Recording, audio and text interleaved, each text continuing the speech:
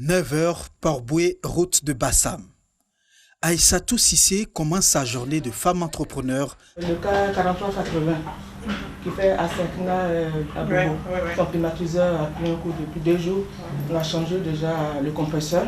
Aujourd'hui, je suis dans le transport pour dire que j'y pensais pas. J'ai appris auprès de mon époux, lui qui était dans le transport routier, moi j'étais dans le transport aérien. Après le point de la secrétaire sur les sorties des véhicules, place au rendez-vous. À son agenda, Sadia. Comment vas-tu, ma fille? Assieds-toi. Femme chauffeur de Baka, elle veut elle aussi créer sa compagnie de transport. J'ai déposé mon dossier au Fonds de développement des transports routiers. Ok. Bon, je n'ai pas encore eu de résultats. Ne te décourage pas. Oui. Pour le moment, je pense il va falloir que toi-même tu t'impliques dans la gestion même de ton entreprise pour avoir une meilleure visibilité. Cap sur le niveau supérieur de Pendis Transport, la société créée par Aïssatou Cissé. Une formation des agents bat son plein. Quelques mots de la directrice avant de descendre pour vérifier l'état des véhicules. Avant, on ne trouvait pas en 24 volts. Maintenant, ils ont en 24 volts. On peut faire le rendre en 24 volts une bonne fois. Comme normal avant. Voilà. Non, écoutez, parce que même si on fait en 24 volts et qu'il y a un problème au niveau des ventilateurs, le même problème va se reposer. Donc il faut jeter un coup d'œil pour voir. Il est important pour nous au moins de vérifier que les réparations d'abord sont bien faites et que les agents mettent en pratique les indications qu'on leur donne, de sorte que quand le véhicule va être en circulation, on n'est pas encore à avoir des problèmes. La maîtrise de son travail et la rigueur ont valu à Aïssatou Cissé le prix d'excellence en 2016. Le prix d'excellence 2015 nous attend à la Riviera Palmeraie. Salimata dirige une unité de transformation de produits agroalimentaires. Quand le maïs a été décortiqué, il faut trier et puis vanner pour éliminer le son. Lorsque toi-même tu maîtrises ton métier, ton activité, quand une est absente, il faut pouvoir la remplacer. Et c'est ce que je fais. Cette femme entrepreneur a lancé son business avec 5 000 francs CFA depuis son domicile. Malgré son succès, aujourd'hui, elle reconnaît que l'entrepreneuriat n'est pas chose facile pour les femmes.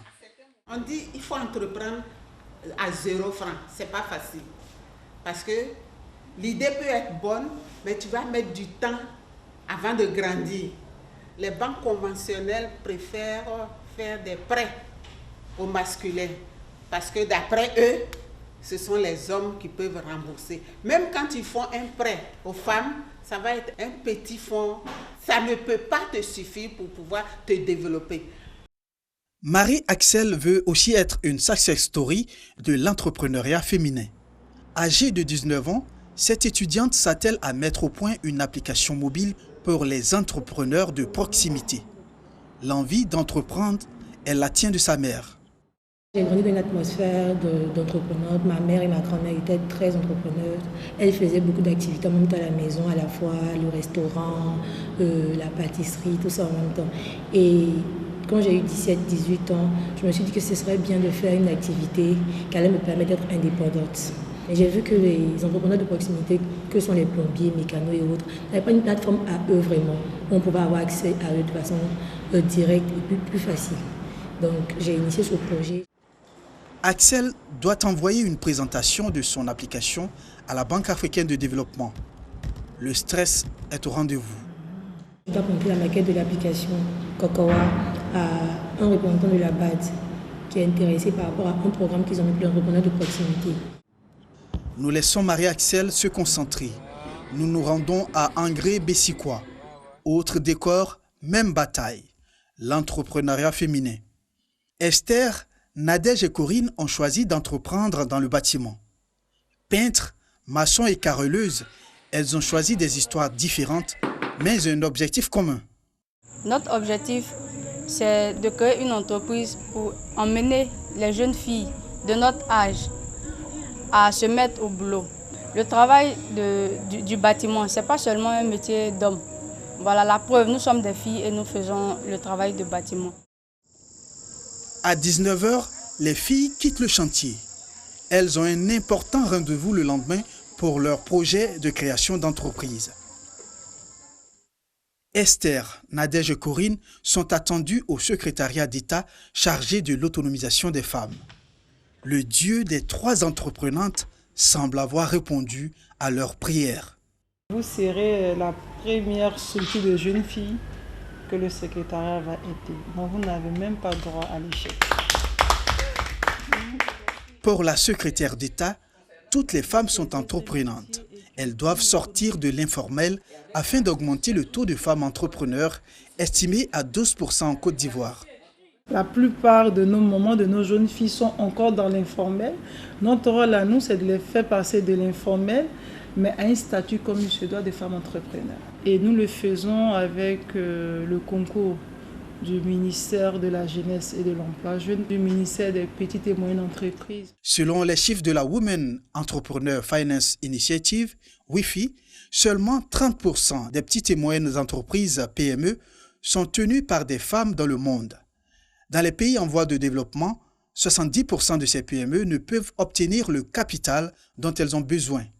L'accès au crédit reste la difficulté majeure de l'entrepreneuriat féminin. Un parcours de 6 km dans la ville de Grand Bassam, avec à la clé des exercices physiques sur le site du Carrefour Jeunesse. Sport dans ma vie, section Grand Bassam et d'autres associations sœurs ouvrent ainsi l'Abissa 2019. Un partenariat scellé avec le comité Abissa il y a 2 ans. Une centaine d'athlètes au départ, mais pour des raisons de calendrier, certains ont dû rentrer. D'autres n'ont pu effectuer le déplacement de Grand Bassam. Multiples reports de l'Abissa obligent. Mais cela n'a entamé en rien la détermination des uns et des autres. Il faut garder la forme et la bonne santé. La forme et la santé, mais aussi la découverte de la ville historique. Grand Bassam, cité balnéaire, patrimoine de l'UNESCO, à visiter si vous y êtes. Nous sommes très heureux de nous associer à Sport dans ma vie, qui nous permet de prendre conscience que l'exercice physique est important pour le bien-être et à cette occasion aussi pour les personnes qui viennent d'Abidjan de découvrir la ville de Bassam à pied. Parce qu'en parcourant une ville à pied, c'est une bonne occasion pour se rendre compte des réalités, de voir les monuments de près, de comprendre un peu l'histoire de cette ville qui est au patrimoine de l'UNESCO et peut-être aussi de comprendre ce que représente lorsque un peuple danse pendant une semaine, ce que représente l'effort physique. L'Abissa 2019 est ainsi lancé avec le sport en attendant la sortie de retraite du tam-tam sacré, le Dongolé, ce dimanche 24 novembre 2019.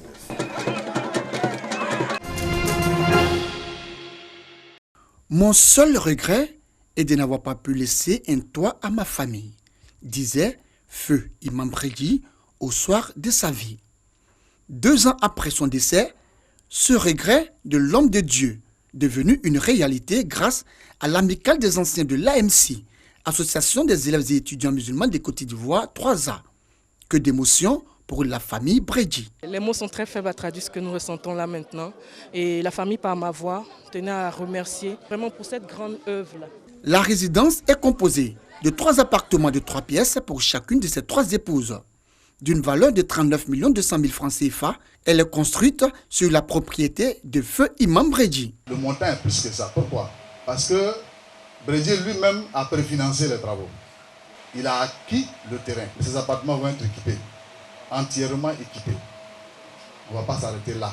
Parmi les donateurs pour la réalisation de cette œuvre sociale, Fosseni Dambélé, directeur général de la RTI, membre des 3A. L'imam Bredi a été celui-là qui s'est sacrifié pour son prochain, qui a porté l'amour et la générosité à son sommet et qui nous a montré tous que la vie humaine, au fond, n'a pas de sens si on ne sait pas partager et si on ne sait pas se mettre au service des autres.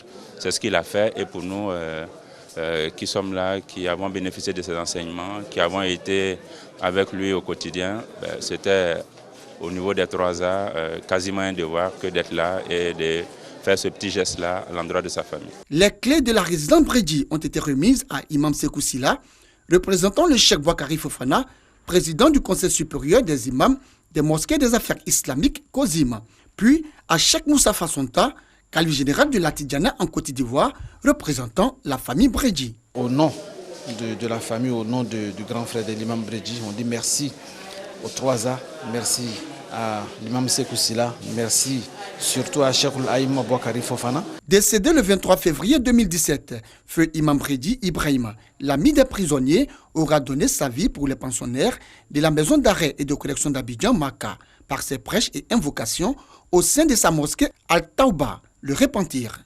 La communauté musulmane ne tarit pas de loge pour ses guides religieux qui, de son vivant, a su donner du réconfort à ceux qui en avaient besoin.